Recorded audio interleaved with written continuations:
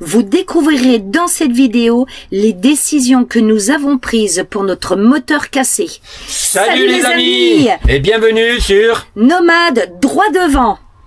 Alors cette semaine, c'est une semaine particulière car nous avons atteint, même dépassé les 1000 abonnés. Alors bienvenue aux nouveaux abonnés, de l'intérêt que vous portez sur notre chaîne et merci énormément aux autres pour votre fidélité. Cela compte beaucoup pour nous, est très important et surtout, ça nous permet de nous donner du courage pour continuer à filmer, de prendre notre caméra et de vous faire partager nos aventures, mais aussi nos mésaventures de notre voyage. Je voudrais vous dire aussi un grand merci pour tous vos commentaires de soutien et vos conseils pour notre moteur cassé. Ça, vraiment, un très grand merci. Restez bien jusqu'à la fin de cette vidéo pour comprendre ce qui s'est passé et aussi pour voir les décisions que nous avons prises durant toute la semaine. C'est parti!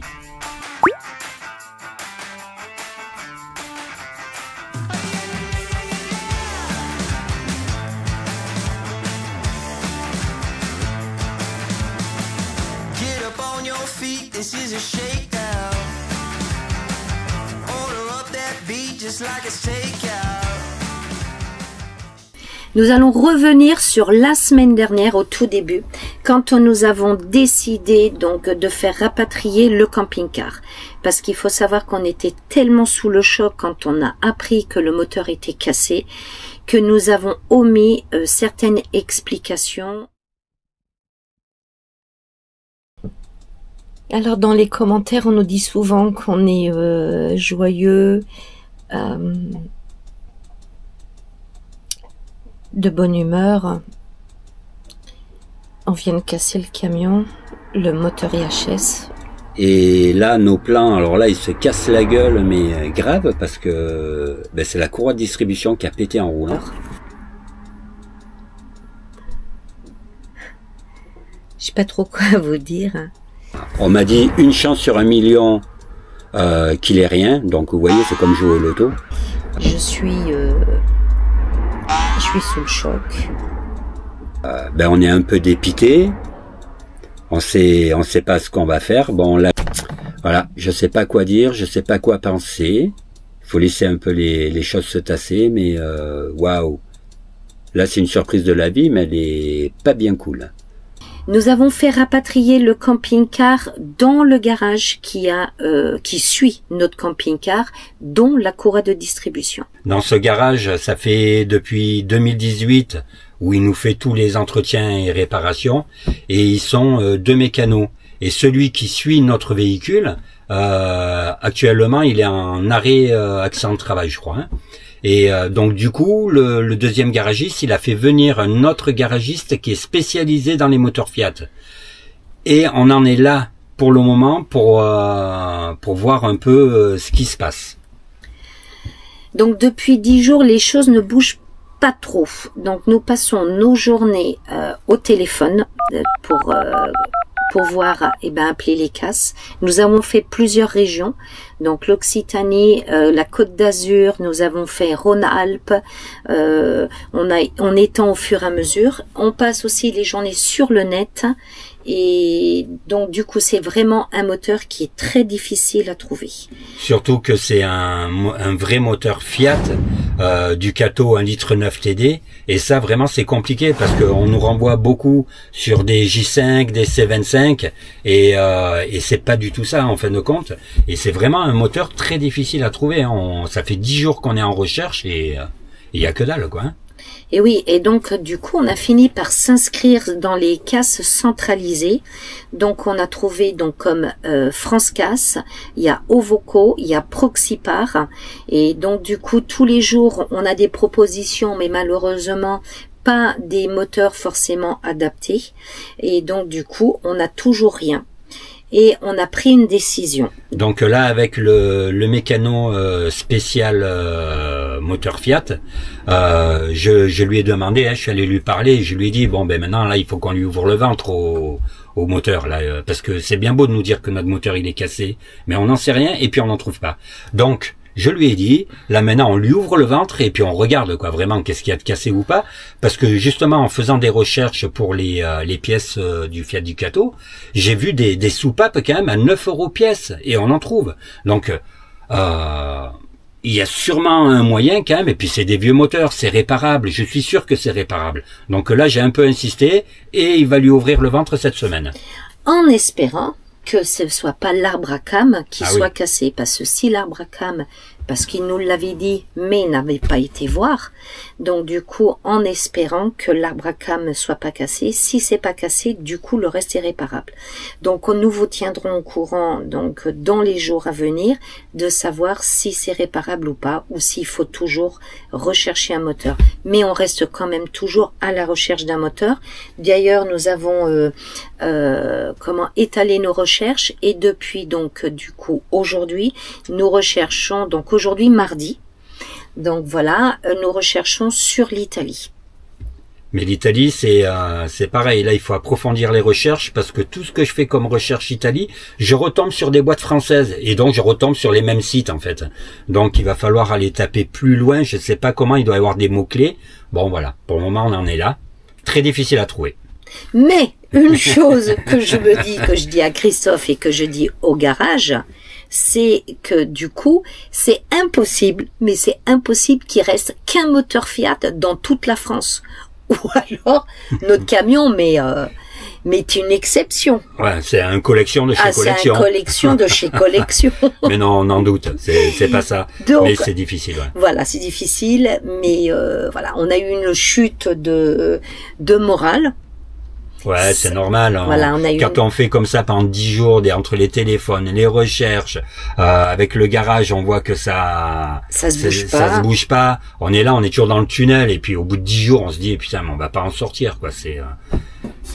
Mais bon, on garde espoir, hein, on est encore, on y va, et puis on va pas lâcher de toute façon. On lâchera pas. Donc, comme Christophe vous l'a dit juste auparavant, début de la vidéo, c'est que dans ce garage, ils sont deux. Donc, celui qui s'occupe de notre camping-car est en arrêt pour le moment. Donc, voilà. On peut même pas voir avec lui et il ne se manifeste pas. Et l'autre, son coéquipier, est quand même quelqu'un, je tenais vraiment à le dire, de très professionnel, de très gentil, de très consciencieux sur son travail. Et il fait quand même en sorte de nous trouver des solutions. Malgré qu'il a beaucoup de travail à côté. Et donc on est en train de voir avec lui les choses possibles. Par contre, là où il est très embêté, et nous d'ailleurs aussi, c'est que à la date du changement de la courroie de distribution, il n'y a pas eu de facture de délivrée par son coéquipier. Donc on est allé chercher jusqu'au niveau du fournisseur, donc il n'y a rien, on ne trouve aucune trace. Et là, c'est là où l'histoire se complique. Voilà. Donc on en est là. Je pense et j'espère qu'on va vraiment trouver une solution entre le garage et nous, parce que du coup, hier quand même, je suis allée lui parler en lui disant j'espère que vous ne comptez quand même pas que ce soit nous qui payons l'erreur professionnelle du garagiste. Parce que là, il y a quelque chose qui... c'est pas normal. Donc on en est là, on n'en sait pas plus, on avance à petits pas. Mais il y a une chose qui est certaine, c'est que moi je ne bougerai pas de mon camping-car. Donc à l'heure d'aujourd'hui, on a pris une décision. On est en train de chercher du coup du travail dans la Drôme pour faire une saison d'été et non en Suisse. Donc c'est plus du tout les mêmes objectifs qu'on s'était donnés. Voilà, donc on est pour le moment à chercher du travail dans la Drôme, à chercher un moteur et à essayer de faire bouger les deux garagistes qui pendant 10 jours nous ont laissés seuls au monde. Ouais. On peut le dire. Alors en même temps, là c'est sûr que là le mécano, la spécialiste Fiat, que je lui ai dit d'ouvrir le ventre du moteur, c'est sûr que lui, il a aussi son entreprise, donc il a quand même, il est bien bloqué aussi avec son boulot. Oui. L'autre mécano, vu qu'il est tout seul, il est bloqué aussi avec son boulot, et là on est un peu dans une impasse. Et c'est sûr que quand on est au cœur du problème, on a l'impression qu'on est dans le tunnel et on n'en sort pas, quoi. Ça, c'est...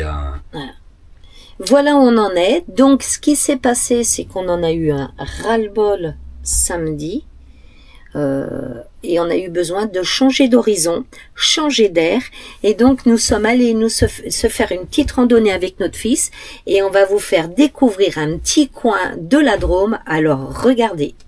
Eh bien, on va vous faire découvrir un bout de Drôme. Et là, on est en train de monter sur Sainte-Euphémie. Petit endroit sympa où on va surplomber complètement toute la vallée toute la plaine de la Drôme. Allez, c'est parti, on y va.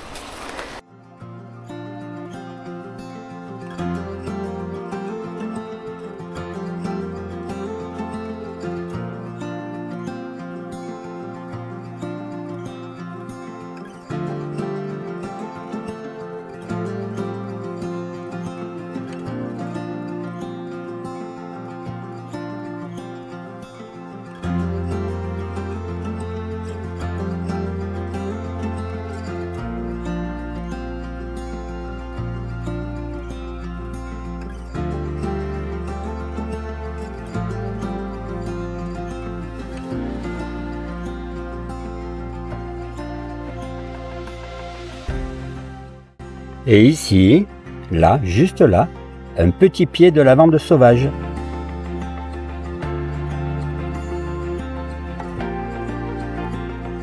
On est samedi et on a décidé de lâcher un petit peu les recherches du camping-car, du moteur. On avait besoin de souffler un peu et donc on est parti avec notre fils et on est parti se faire une petite randonnée. Donc là, on a aussi crapahuté. On est monté quand même à 520 mètres et pour se revoir à cette vallée de la Drôme où on est actuellement, parce que nous sommes en Drôme. Et au fond, vous avez l'Ardèche.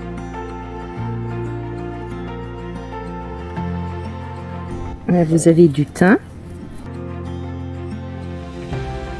Vous avez deux sortes de lavande sauvage, une qui pousse à 400 mètres d'altitude et une autre à 600 mètres. Et la nature est bien faite, du coup, normalement, elles ne devaient pas se rencontrer, et la nature a fait qu'elles se sont rencontrées. Et elles ont créé une autre sorte de lavande qui est le lavandin. Donc le lavandin est fait de deux sortes de lavande de 400 et 600 mètres d'altitude. Alors d'aujourd'hui, on essaie de recréer le lavandin sauvage, mais c'est une chose qu'on n'arrive pas à faire avec cette même subtilité qu'il y a de la nature. À différence du lavandin, c'est qu'il a plusieurs branches. Voilà. Il en a 3 généralement. Voilà. Il en a plusieurs et que la lavande, elle a normalement. Elle a qu'une fleur. Elle a qu'une fleur.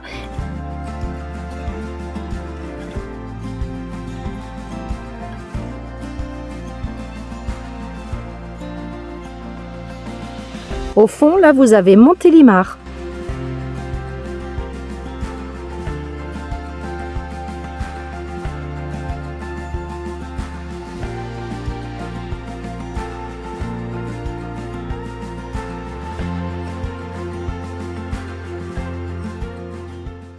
Ah oui,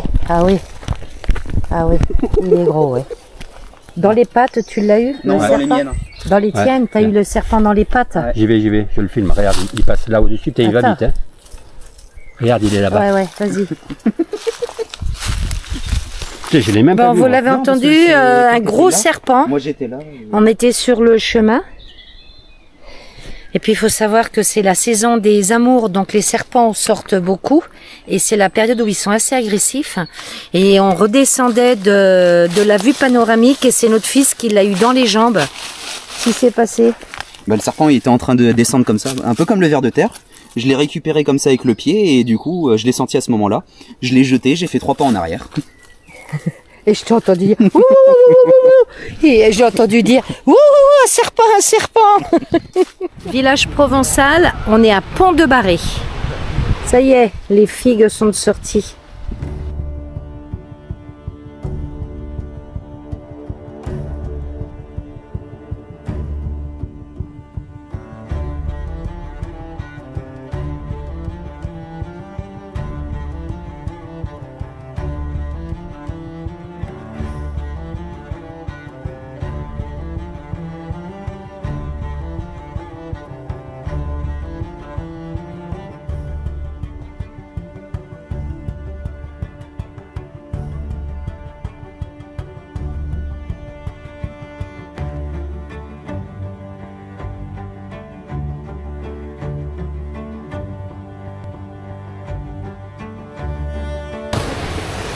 Eh ben, cette année, il y a de l'eau. Et les amis, bienvenue, on est dans mon pays, là, dans la Drôme. Et dans cette saison, là, c'est super agréable. Juin aussi, c'est chouette. Ouais. Juin, début juillet. Après, il y a un manque d'eau. Après, il n'y a plus d'eau pour se baigner. Faut aller se baigner dans la Drôme directement.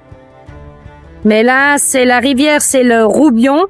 Et en cette saison, chaque année, il y a de l'eau et c'est super.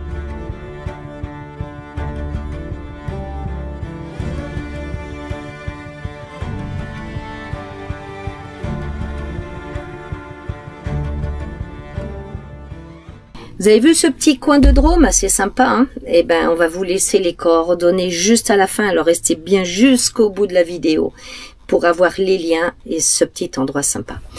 Alors là, on est dans le camping-car donc de notre fils qui nous a prêté vu les circonstances. Et c'est un camping-car qu'on lui a retapé tout l'année dernière. Donc on a refait tout l'intérieur, carrosserie, peinture. Et donc voilà là où on est. Et d'ailleurs peut-être que vous avez envie un peu de le voir, ce super grand camping-car Renault Trafic. Eh ben peut-être que vous avez envie de le visiter parce que vous allez voir l'espace énorme que l'on a dans un petit Renault Trafic. Allez, c'est parti pour la visite. Donc là on est au salon. Voilà. Donc déjà je me cogne parce que c'est plus petit que le Fiat. Donc là, c'est le salon, vous voyez, qui est transformable en lit. La table, donc il y a deux positions, vous avez au salon. Donc là, on traverse la cuisine et le petit frigo. Et il y a les fauteuils pivotants et la table peut se remettre là.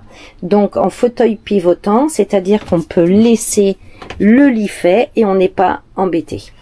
Là, eh ben, ce sont nos réserves d'eau, parce que vous le savez, comme on ne peut pas bouger, eh ben, régulièrement avec le Renault Trafic, on va chercher de l'eau sur les aires de camping-car pour pouvoir remplir notre Fiat Ducato. Merci d'avoir regardé cette vidéo.